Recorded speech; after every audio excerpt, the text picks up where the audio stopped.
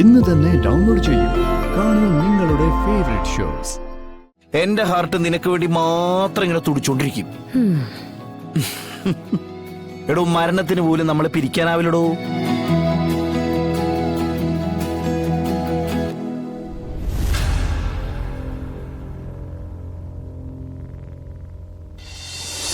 എന്തായാലും ആളിപ്പോ സ്ഥലത്തുണ്ട്. ഇങ്ങോട്ട് വരാൻ പറയാം ഞാൻ.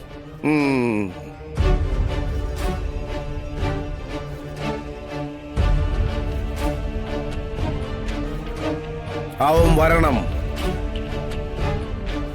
അവനെ കൊണ്ടേ ഇവളുടെ ഉള്ളിലുള്ള ശിവനെ പുറത്തെടുക്കാൻ പറ്റൂ.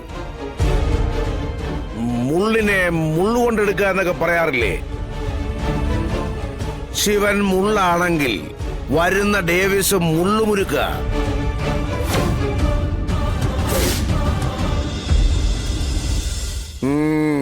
ഏത് ഭാഗത്ത് തൊട്ടാലും ചോര പൊടിയും.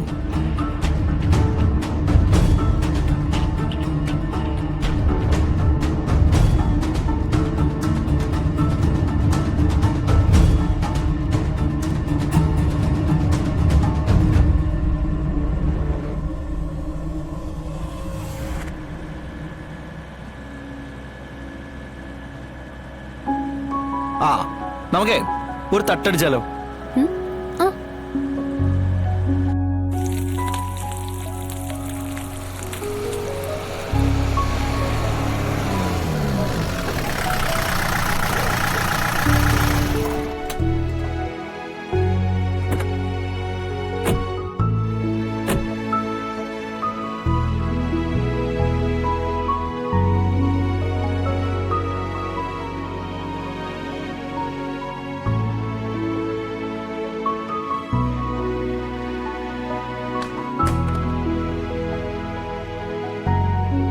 ആ ചേട്ടാ, നമ്മുടെ ആ സ്പെഷ്യൽ ഹാർട്ട് ബുൾസൈ എടുത്തോ.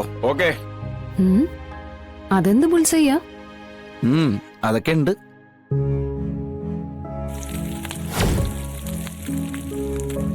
ഹാർട്ട് മാത്രമല്ല, എന്ത് അവയവം കിട്ടും. ഈ കാമുകന്മാർക്ക് പരസ്പരം ഹാർട്ട് കൈമാറി കൊടുക്കുന്ന ഒരേ ഒരു മെഡിക്കൽ കട ഇത്. അതൊന്നും നിസ്സാര കാശിനാന്നേ. അത് ശരി. അപ്പൊ ഇതിനു മുമ്പ് ഇവിടെ വന്നിട്ടുണ്ട്. പിന്നല്ലാതെ ഇവിടെ വന്നിട്ട് എത്രയോ പേർക്കാണ് എന്റെ ഹാർട്ട് വീതം വെച്ച് നൽകിയെന്നറിയോ? അമ്പടെ കൊള്ളാം. എന്നെ കാണുന്നതിന് മുമ്പായിരിക്കും അല്ലേ? ഹാർട്ടിനെ അങ്ങനെ കുഴപ്പമൊന്നുമില്ല. അതാരും വിളിച്ചാലും പോവും. മനസ്സിലായ? എന്നാ വെള്ളം കുടി. Heart bull's eye ready. ഏയ്, കൊള്ളാം. അത് ശരി. അപ്പൊ ഇതാണ് പറഞ്ഞ സർപ്രൈസ് അല്ലേ? ഇതെന്റെ ഹൃദയമാവുന്നു, എന്റെ സ്നേഹം. എന്റെ പ്രിയതമ്മയ്ക്ക് ഭക്ഷിക്കാൻ വേണ്ടിട്ട് ഞാൻ എന്റെ ചങ്ക് പറിച്ചു തന്നിരിക്കുക. ഇനി എന്താ എന്റെ വാമഭാഗത്തിന് വേണ്ട? കുറച്ച് കുരുമുളക് വേണം. അയ്യയ്യേ, ഞാൻ പ്രതീക്ഷിച്ചു റൊമാൻറ്റിക് ആയിട്ടൊരു വാക്കാണോ? അതൊക്കെ പറയാം, പക്ഷെ ബുൾസൈ കഴിക്കണ്ടേ? ആ, ഇതെങ്ങനെ ഈ കുന്ത്രണ്ടം? ആ ആ, ഇനി കുരുമുളകിന്റെ ഒരു കുറവ് വേണ്ട. കഴിക്കി കഴിക്കി.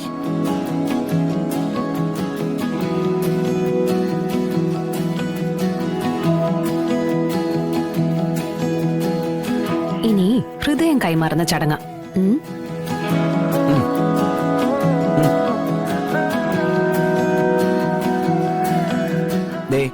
എന്റെ ഈ ഹൃദയം എന്നും നിന്നോടൊപ്പം ഉണ്ടാവും.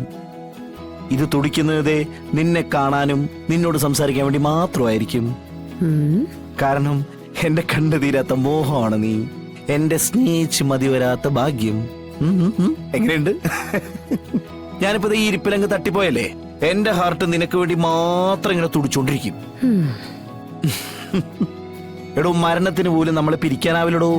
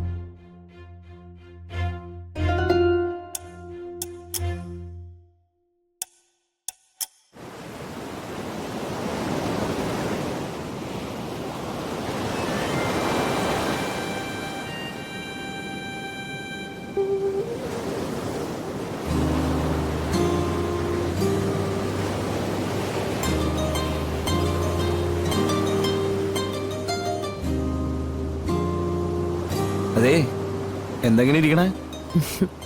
ഏതോ കവികൾ എഴുതിയിട്ടുണ്ട് കരയും കടലും തമ്മില് പ്രണയമായിരുന്നു. കടല് കാമുകിയും കര കാമുകനും. മുടിഞ്ഞ പ്രേമായിരുന്നു രണ്ടുപേരും. പക്ഷെ ഒരു കുഴപ്പം എന്താന്ന് വെച്ചാലേ ഇവരൊരിക്കലും ഒന്നിച്ചിരുന്നില്ല. വരും കാണും തിരിച്ചു പോവും. പിന്നെ ഒരു പ്രാവശ്യം ഒന്നിച്ചു. അന്ന് ഈ കാമുകി കുറെ ആൾക്കാരുടെ ജീവനും കൊണ്ട് അവിടുന്ന് പോയത്. എന്താ കാമുകനെ കൊണ്ടുപോയില്ലേ?